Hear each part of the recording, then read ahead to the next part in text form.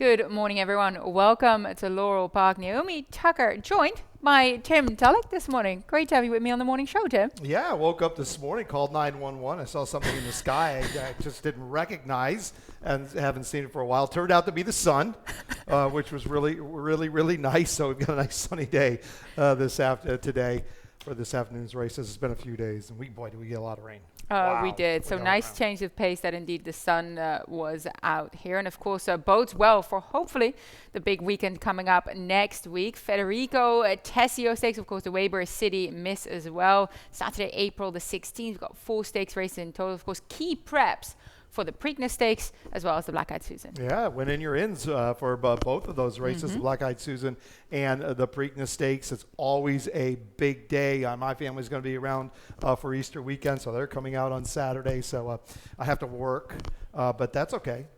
We'll have fun anyway, but it's going to be a big day. It always is. Yeah, glad to have you with us. But yes, always a big day, huge turnout. Hopefully the weather will correspond in terms of a bit of sunshine like we're having today. That would be quite lovely for a big day like that.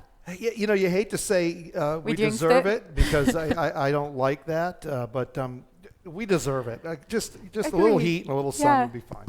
Yeah, no, I agree there. No, aside from, of course, the big Tessio Stakes Day coming up, we are not too far away from Mother's Day. We do have a couple of promotions going on Sunday, May the 8th. You know, the reason I always remember Mother's Day is that my mum's birthday is on May the 1st. So I always know that a week later I have to buy another present because it's Mom's Day. But like, she's been with me to a variety of race courses across the globe, and every single time that she visited a new course, she was in awe. So I encourage everyone to bring their mums out to the racetrack. It's a nice day, a nice buffet there will be going on, and come on out with your mom. Maybe bring the kids. It's a fun day, and we'll come back. We'll be back outside by then. Yes, we'll be back outside by next week, and come say hello. Come say hello for sure.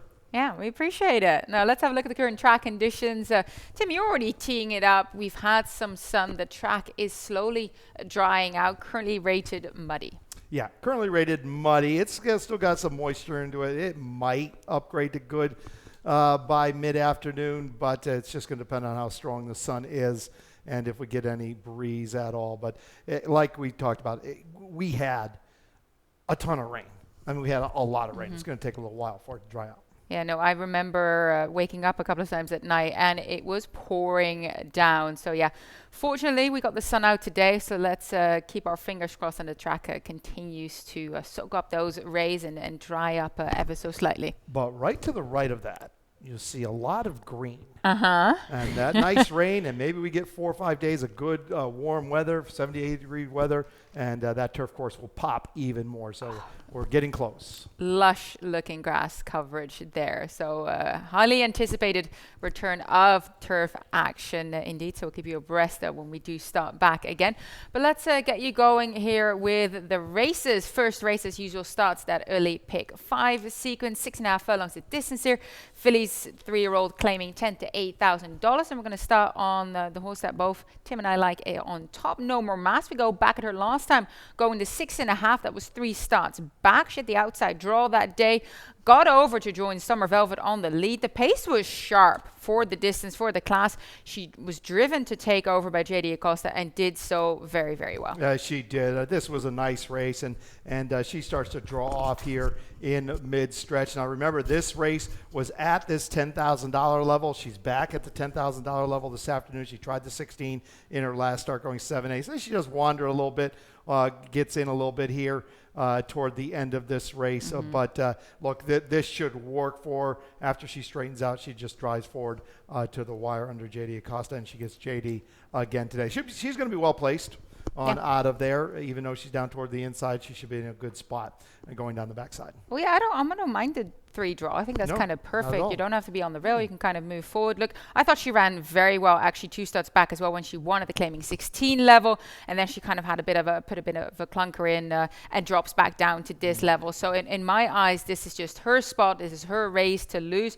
But let's talk about some of the others in here. You've got Ruby de Leon in your exacta. She improved against the winners last race, and her last race when finding them too tough in the first time going against winners, but she was quite on top of quite a pace that day. So I'm going to forgive her for that effort. That was, of course, no more mask race as well. So Ruby DeLeon for underneath, I find it very interesting. I highly doubt she'll be able to beat no more mask, though. It just depends. I mean, she was outrun going 5.5. They were smoking 47 and change for the half mile. Now she's getting to go 6.5 furlongs this afternoon. The extra ground should help. Where you look at a race 3 starts ago, going 3/4 of a mile while breaking her maiden. That was a good race. Then came back over a track that was rated good, didn't run well. That's going to be a little bit of a consideration today on today's card. We're going to start off at muddy. It's going to have moisture in it all day. I mean, it's never going to get the fast, I don't think. So keep that in mind. Yeah, no, I use Heidi T underneath. Well, it was her first time against winners last time out. She made up a multitudes of lengths behind a strong early pace. I feel like she's got plenty of upside, so plenty sort of moving forward. Look, she's got to run a touch fast if she want to catch no more mass, but I like her to use underneath at a little bit of value for Carlos Mencia. Well, I think you're right. I mean, I like Heidi T. If you didn't say something about her, I was going to get. Let's not sit on Heidi T. That was a nice race. That was going 5.5. This is another filly. This extra furlong. Yeah. You get an extra furlong is going to work in her favor. I think so too. She probably doesn't get outrun as much. She did going the 5.5, 47.4. I don't think we'll see that. So she'll be in a better spot. Come a little finish under Toledo. Yeah, let's move on to race number 2. Started that early pick 4. I know that Keith Fusel did create a ticket for us, albeit he's not here on the desk. He's here in spirit. 4 deep he goes in race number 2 using the 1, the 4, the 5, and the 7 in that maiden 10,000 to 8,000. Always one of those spots that you really kind of want to spread. Race number 3, he goes 2 deep using the number 2 Haynes Fever Ive on top as well as the number 7 Kragenwagen. And then race number 4, I use the 1 and he uses, the 1 and the 3. The 3 Cook brothers, of course, Muchacho Macho. The now single entry for trainer Jamie Ness, of course, Flat Excel won't be lining up. Race number 5, he goes 3 deep using the 2, the 3, and the 7 for a $24 early pick 4. Of course, starting here in race number 2. Like I said, it's a maiden claiming event for straight 3-year-olds, 6 furlongs the distance here. We'll start with your top pick, Tim Biscotto Dior for trainer Jose Corrales. First via the claim in the Corrales barn. I thought that this 3-year-old gelding started off the year quite well at that maiden 10 level, had a couple of good efforts there. Perhaps a bit of a clunker, 2 back, but kind of made up again, showing a little bit more life, going a mile and 16 last time. So sharp cut back, though, to the 6 furlongs. So kind of interesting. Jose Corrales gets him in the barn, and straight away goes, we're going to go short. Turns back, and why not? Look at it. Look at her form, his form. Lifetime best race going 7/8 of a mile. Yep. That was his best figure. Gates beat 2 lengths while running third. Has been running pretty well, going the 1-turn mile decently anyway, mile 16. But look, he's got his biggest deal is, especially going 3/4 of a mile, is, and I'm going to say this a lot today, and it's starting to really bug me.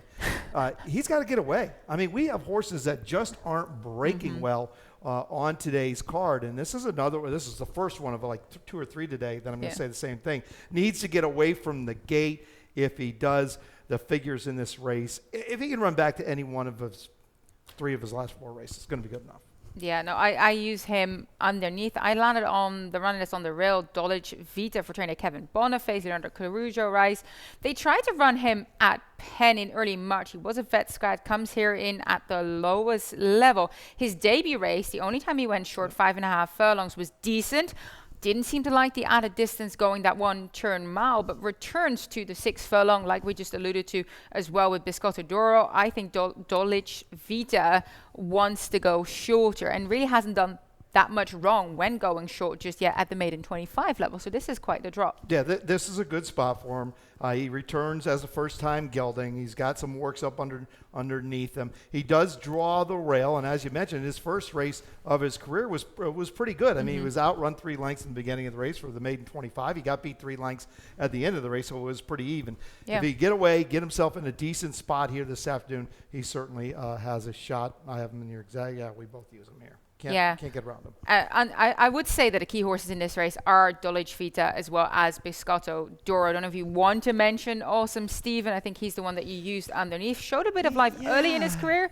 Hasn't been as strong in his last couple. Flashes a bit of speed though, but That's about it. Yeah, I feel better for also Steven if this racetrack was fast this afternoon. He dropped it at 10,000 in his last start. Should have been a decent spot for him, 7.5 to 1.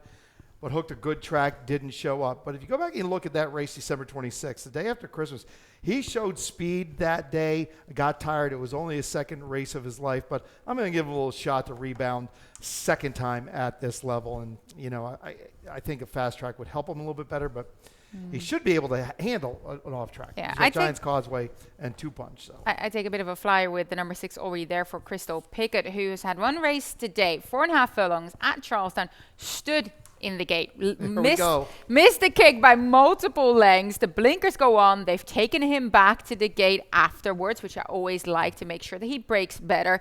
Gets to go 6 furlongs instead today. I think he's live to improve from clearly a debut race that wasn't much really. So we'll see how he fares today. Let's move on to race number 3, claiming 8 to 6,000, mile and 16 the distance here, and might as well start with your top selection in here. Ghost Stalker, we do have a video spotlight on him as well. Ferris Allen Trains came back with a bang at Laurel last time out after having run at Tampa for the early part of this year. He ended up kind of on the lead, it seemed, because nobody else was really taking it up, but he doesn't really need the lead. I feel like he can sit a bit further back as well. Yeah, he just inherited the lead. They were walking 26-50. Yeah. They picked it up. But he got dead game. Now, that's Whirling Curlin to his outside. Whirling Curlin is a scratch in this race today.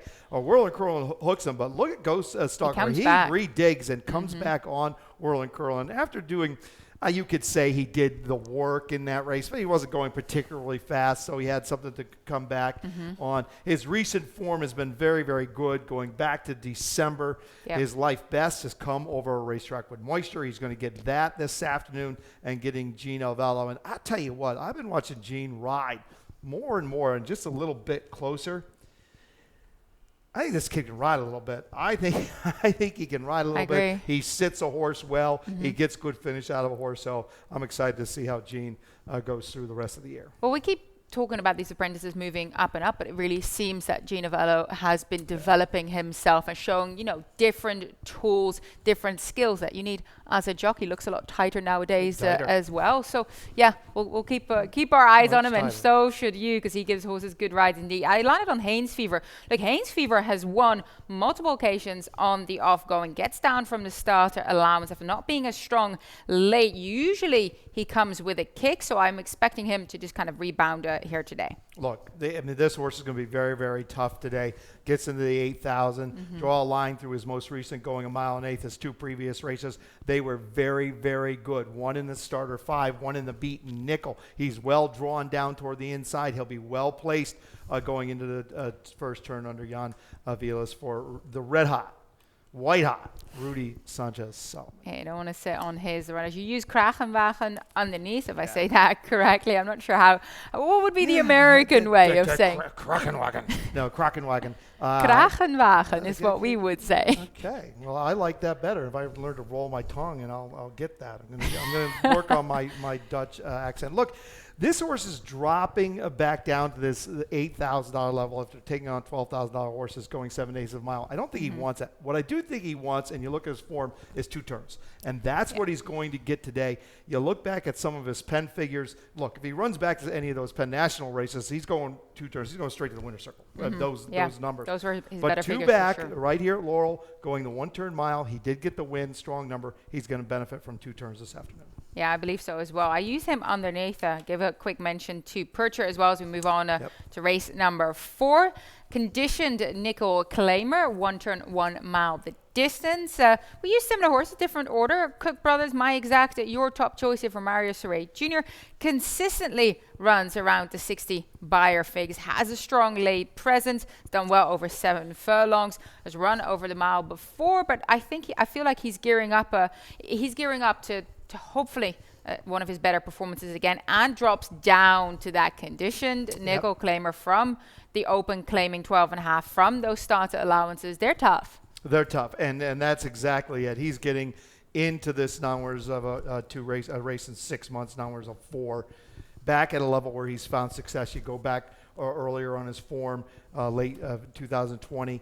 Those races going 7/8 of a mile this past November and early February, those were good efforts. He only has to stretch to the mile today. He's at the right level. I think he can get it Yeah, done. I feel like it's very doable for him to get that extra furlong as well. I landed on the number 6. He's not curly for the Jones Barn distance. I was sold on the fact that this horse has won 3 times over the mile, has run well over it. Look, comes back from Charlestown, comes back to Laurel, but has won plenty of times at Laurel as well. So I feel like this horse might go under the radar a little bit. He's starting to gear up a bit as well. Look, his figures maybe needs a couple more points to win this race, but I wouldn't put it past him coming back to Laurel Park where he's done very well. Yeah, he's done very well. 3 for 11 with a second and 2/3, and that's my note. Recent figures aren't too far off in this race here this afternoon. You go back farther out there, Charlestown's form is very, very good. He's won 5 races in his life. 3 of them come here right here at Laurel Park.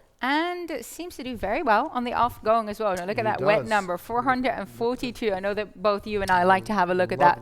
Yeah, so I think he's not curly. Could just enjoy himself here at Laurel Park today. Race number 5, about to rush through all 9 races already. We do have a quick break in the interim. We'll be right back.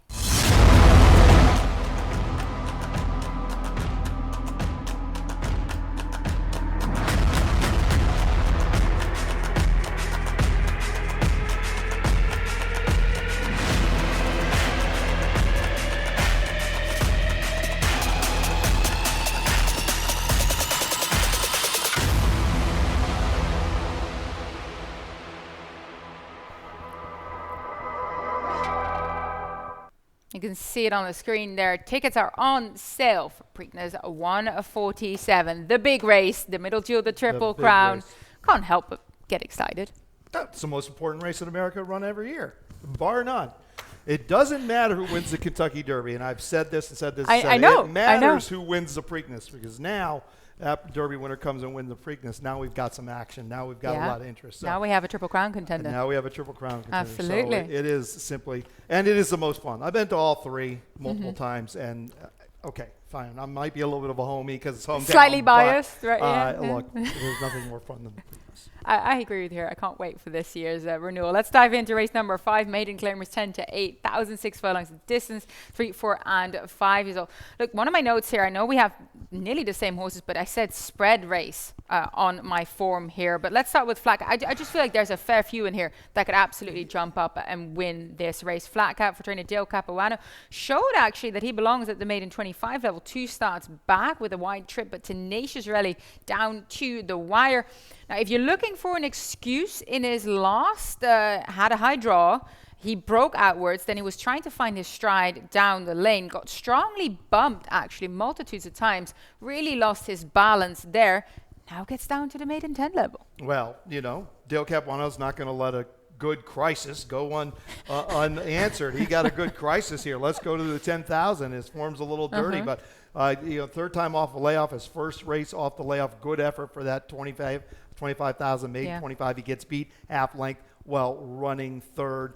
The race before he went away, another good race. If you can run back to either one of those 2 races, they are simply going to be good enough. But here's another horse who needs to get away from the gate. Now, since being in the Capuano barn, he's had 2 races where he's gotten away, but he did not get away back last February in 2021. But look, 7/8 going at the $25,000 level was just too tough, and he had trouble. Now he's back going 3/4 of a mile at 10,000. Looks good here, but I did not single him in my early Oh no, pick I 5. didn't. I didn't either. No. This is Can't a trust spread. these horses. This is a spread race for me. I think there's absolutely value to be found. I used Dune underneath duo tirelessly in his last race at the Maiden 10 level. Just lost the race in the final part. I thought it was a strong effort. Jumped quite up in the buyer figures as well. Quite a big 51 buyer. Look, an effort like that is good enough to win this race. And look, he's going to get exactly the same thing he got in his last start. He's got speed. He can jump from the inside. He's going to probably get a muddy track, or at least a track with a good amount of moisture in it. So he gets the same scenario. He can pop on out of there. He's going to have to do it from the 1 hole with the scratch of the 1 fading scars.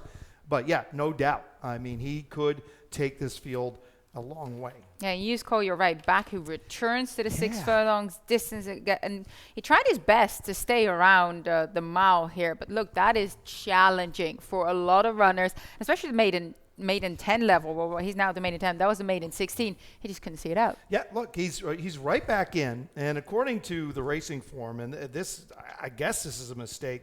He ran on April 1st. Maybe this was the April Fool's joke.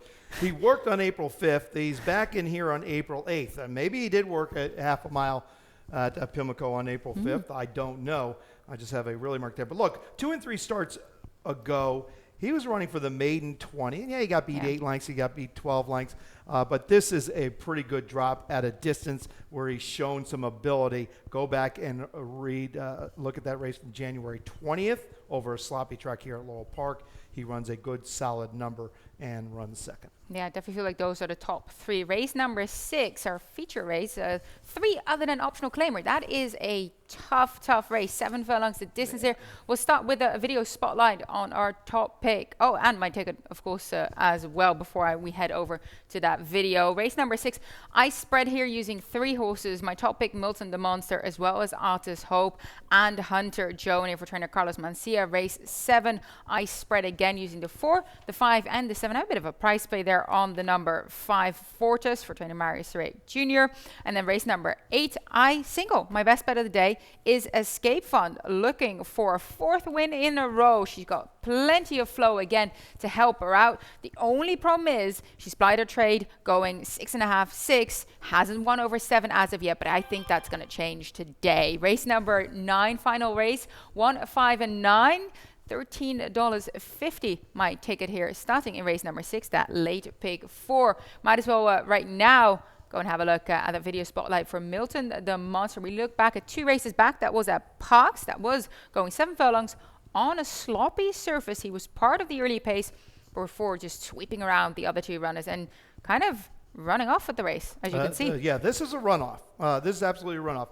He is in the process of running a triple-digit buyer up there at Parks that particular afternoon. Now, we've talked about the Parks numbers, maybe not transferring down here to Laurel, but this is a good-looking effort. And this is a gelding who's been in very, very good form since getting into the John Service barn, came into his barn last September. He has not run a bad race since. He's coming out of the stymie up there at Aqueduct, where he ran very well, runs 30, only gets beat 4 lengths. 3 sharp work since that last start. On paper, even though let's just play and say we'll take 3 points off every one of those Park races, he's still going to be very tough. He would still be. Well, I was looking at the field there thinking, now, how good was that field really? Yet on the fleet in that race, who came back to win at Laurel here with at a 2 other than optional claimer level with an 84 buyer. Motivation was in there too, who ended up winning 2 back-to-back races at optional claimer level as well. So the horses running behind him at Parks are also horses campaign here at Laurel, holding their form at that 2 other than level. Of course, now we move on to the next level, but Milton the Monster was able to best those kind of horses, which made me think, look, that's legitimate. Now, yes, the triple-digit buyer, he's not going to run that here today. But if he runs even a couple points less, or let's say around a 90, that's still good enough to win this race. His last 3 races are good enough to win this afternoon. Yeah, no, I agree. Let's talk about the number 1, Arthur's Hope. Of course, 8-year-old veteran campaigner. We love seeing him around here.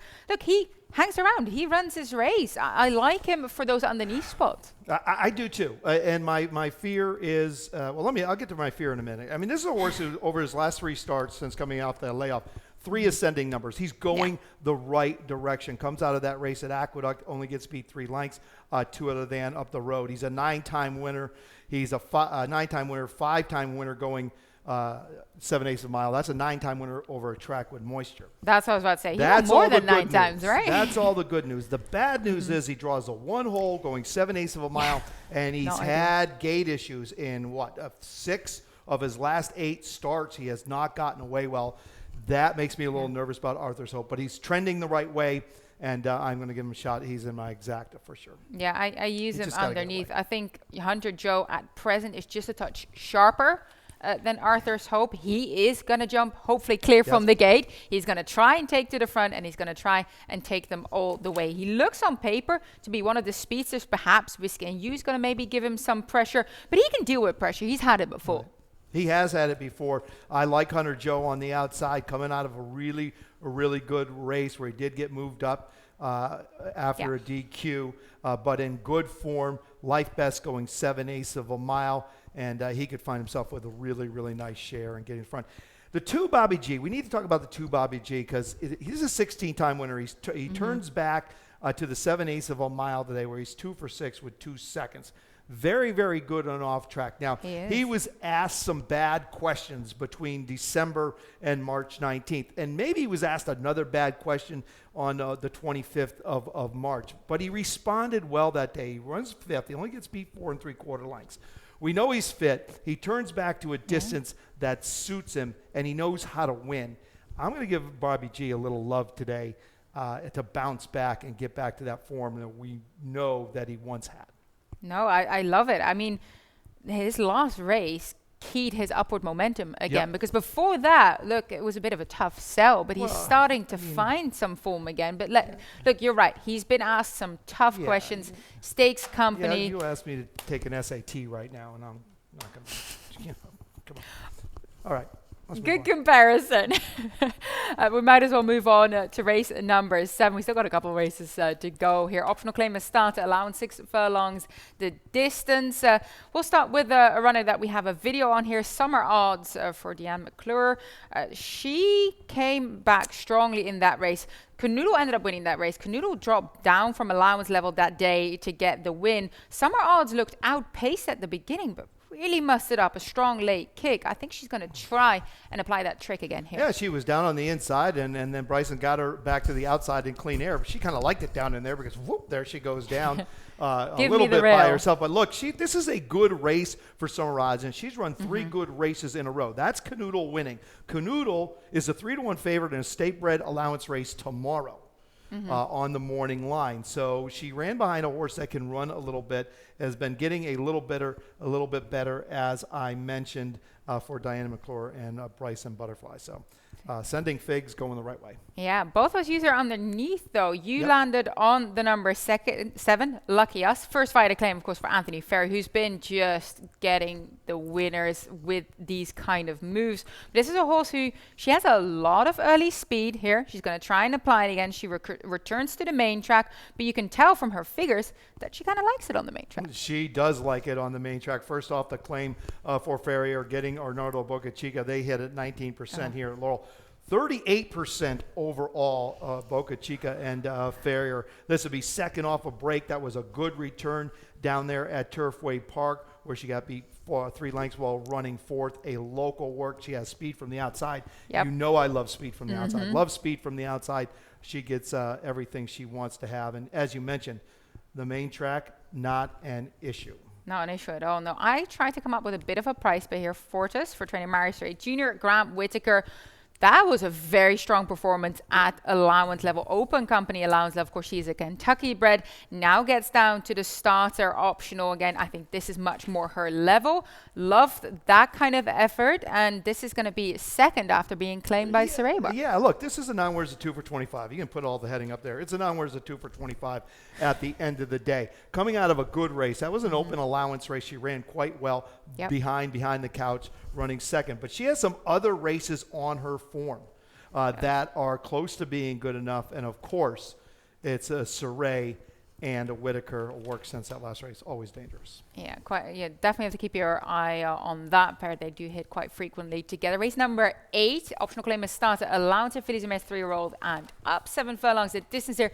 My best bet of the day, I am hoping that Escape Fun is going to make it 4 wins in a row. Let's look back at her last outing.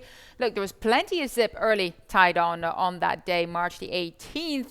It just set up perfectly for her. She was cruising in behind, did have to force her way through a seam, though, as you can see right here. But she's gutsy. I mean, that was a little bit of a tricky situation there. She kind of forced her way through, but she's as game as can be. A couple things happened there. First of all, when Gina Vella went through that hole was big. The 4 came in on on Escape Fun, and then Escape Fun drew off from there. So there was plenty of room going in there. It doesn't look like that from the pan shot. But when you look at the head on, and there was a objection that day, and the whole bit stewards looked at it and said, no, it was a 4 who caused that. Also, if you didn't look, talking about Gino Vello, once he got clear, boy, he looks good on that horse. But look, the only question here is what kind of surface she's going to get. She's 0 for 3 on any kind of track with moisture, and not a good enough number to win here this afternoon. And the 7/8 of a mile. If she handles the surface, she handles 7/8 of a mile, she's going to be very tough. Like, she's won by 9 1/4, going 6.5. So I'm thinking that 7 isn't too much of a reach. I know that her record doesn't read out very, very cleanly. But look, what kind of track will we get by the time we get to race number 8? It might have just tried out ever so slightly, be in her favor if that's the case. Use the number 3 Song of Honor underneath, so do I. Claudia Gonzalez, of course, JD Acosta is going to be second after a small break here, gets back to 7 furlongs. But I don't mind that as much for her. She's shown a lot of good tactical ability, so I don't think that the turn back by 1 furlong is going to make much of a difference. I like her this afternoon. Where do I have her? I have her in my exacta. There you have it. Look, she's turning back to 7/8 of a mile, second off of a layoff, a couple work since. We've seen that before. Claudia Gonzalez have very good off this type of layoff, 24%, second off 25, 22%, 30 to 60 days. Likes a racetrack with moisture. She's 2 for 3.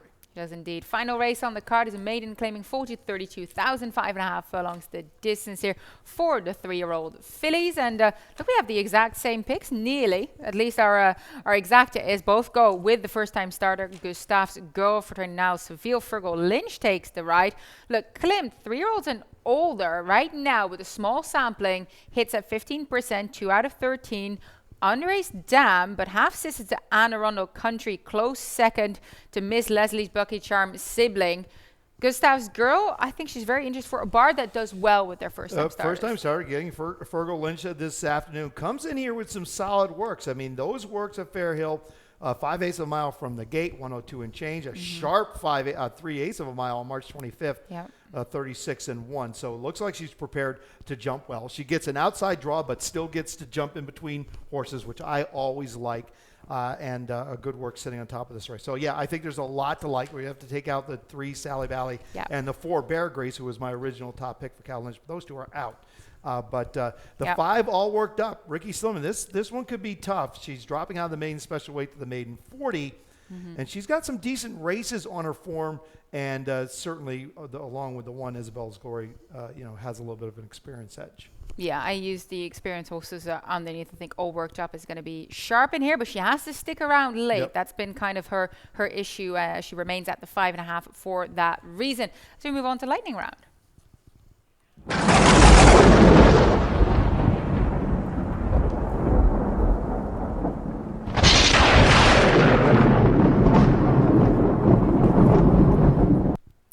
Happy Stronach 5 Friday. We do not kick off the sequence. The honor goes to Gulfstream Park Race 8, Santa Anita. Next, Race 3. And then back to us for our nightcap. That is leg C of the Stronach 5, race number 9. Golden Gate Fields, race 3 next. And then we finish things off on the West Coast again, Santa Anita Park. But Tim, I know that you've created a ticket for us. I did. I was close last week, too. 4 of 5. $108 ticket this week. And start off at Gulfstream Park. There's a 7 furlong allowance race. I'm going to use 3 of them. I'm going to use the 2, the 6, and the 8 down there at Gulfstream Park. Leg B, Santa Anita, 5.5 furlong claiming race. I'm going to use 2 of them, the 1 and the 3. Leg C, right here at Laurel Park. That's at Maiden 40, a little tricky. But 5, 6, and 9 there. We just talked about those horses. Leg D, Golden Gate Fields, 2, 3, and 6 out there at Golden Gate. Back to Santa Anita Park for leg E, and I'm going to go 2 deep there using the 5 and the 6, and that race is a 1.8 on the turf. So interesting. Stronach 5 this week always pays well. Even last week when it paid out to a bunch of people, still paid over $2,000. Yeah. I mean, come on, $108. Yes. Very, very well every single week. So do come and join us and play the Stronach 5 this week. We got 2 more Stronach 5 to go until there be a small break. So grab your chance, get handicapping, play your ticket today. Now, yesterday we saw the return of Accelerator for trainer Hugh McMahon. We hadn't seen him in 348 days. First past the post in the Federico Tessio last year, and boy, did he come back with a bang. He did come back with a bang. You know, he's always been a talented horse. There's no doubt about that. But look, he comes back off that long layoff, hooks not a great racetrack as far as you can see.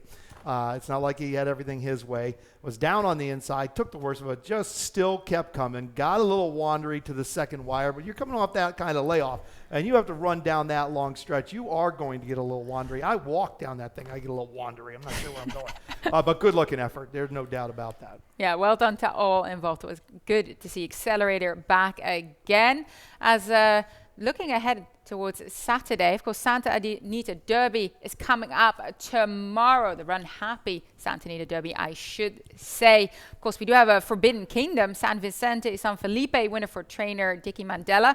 Love that horse. Has to show that he can possibly rate, because there is very fast sprinter on his outside in the field. I know that Timmy Actina has a very strong hand with 3 runners in there, including Messier, who won a triple-digit figure in the Lewis, the Grade 3 stakes last time out. So, look, it's very important race for the Kentucky Derby. We've had extremely 19 important for some of those horses. 19 Kentucky Derby winners have gone through the Santa Anita Derby. Of course, remember 2018 Santa Anita Derby winner Justified and won the Triple Crown. You go back to 1989 Sunday Silence as well. So, look, it's an important race. 1978 affirmed and won the Triple Crown. There you have it. Plenty of talent have come from the West Coast. They do very, very well when it comes to those Kentucky Derby preps and Kentucky Derby itself. So all eyes will be on Santa Anita Park tomorrow for the Santa Anita Derby.